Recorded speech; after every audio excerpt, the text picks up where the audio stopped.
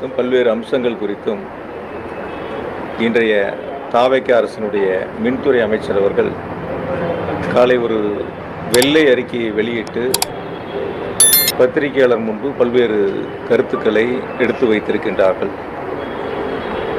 கடந்த 5 ஆண்டுகளில் திராவிட மாடல் அரசு நடத்திய எங்களுடைய கழகத் தலைவர் மாண்புமிகு தளபதி அவர்கள் நலிவடைந்த மின்சாரத்துறையை மேம்படுத்த வேண்டும், பல முன்னெடுப்புகளை எடுத்து தமிழ்நாட்டினுடைய மின் உற்பத்தியை அதிகரிக்க வேண்டும், உற்பத்தி அதிகரிப்புக்கு ஏற்ப மின் கட்டமைப்பு பணிகளை அதிகமாக மேற்கொள்ள வேண்டும், எந்த இடங்களிலும் சிறு தடங்கள் இல்லாமல் சீரான மின் விநியோகம் வழங்கப்பட வேண்டும் என்று தொடர்ந்து ஆய்வுக் கூட்டங்களை நடத்தி பல்வேறு உத்தரவுகளை வழங்கி அதற்கான நிதிகளையும் அரசின் மூலமாக கொடுத்து ஒரு நலிவடைந்த மின்சாரத்துறையை காப்பாற்றியவர் எங்களுடைய கழகத் தலைவர் மாண்புமிகு தளபதி அவர்கள்.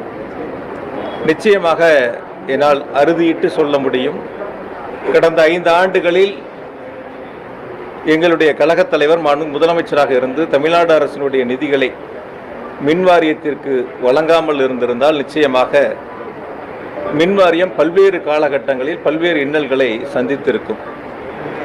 முழுமையாக தொடர்ந்து கண்காணித்து தன்னுடைய துறையைப் போல மின்துறையை கடந்த 5 ஆண்டுகளில் நிதிகளை கொடுத்து தமிழ்நாட்டு மக்களுக்கு எந்தவித பாதிப்புகளும் இல்லாமல் சீரான மின் விநியோகத்திற்கு வித்திட்டவர் மாண்புமிகு தளபதி அவர்கள்.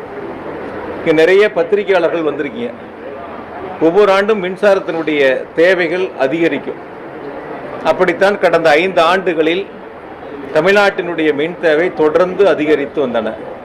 ஆனால் இப்படி 5 ஆண்டுகள் அதிகரித்தாலும் கூட, குறிப்பாக கோடை காலமாக இருந்தாலும் கூட எந்தவித தடையும் இல்லாமல் சீரான மின் விநியோகம் செய்த அரசு திராவிட மாடல் அரசு, அதனுடைய முதலமைச்சர் மாண்புமிகு தளபதி அவர்கள். இன்று காலை வெள்ளை அறிக்கையை வெளியிட்ட இன்றைய மின்துறை அமைச்சர் அவர்கள் எவ்வளவு மின்சார வாரியத்தினுடைய வருவாய், எவ்வளவு செலவு, எவ்வளவு இடைவெளி என்பதை அந்த வெள்ளை அறிக்கையிலே குறிப்பிட்டிருக்கின்றார். குறிப்பாக ஒவ்வொரு 5 ஆண்டுகளுக்கான அந்த கால அட்டவணையை அதில் வெளியிட்டிருக்கின்றார்.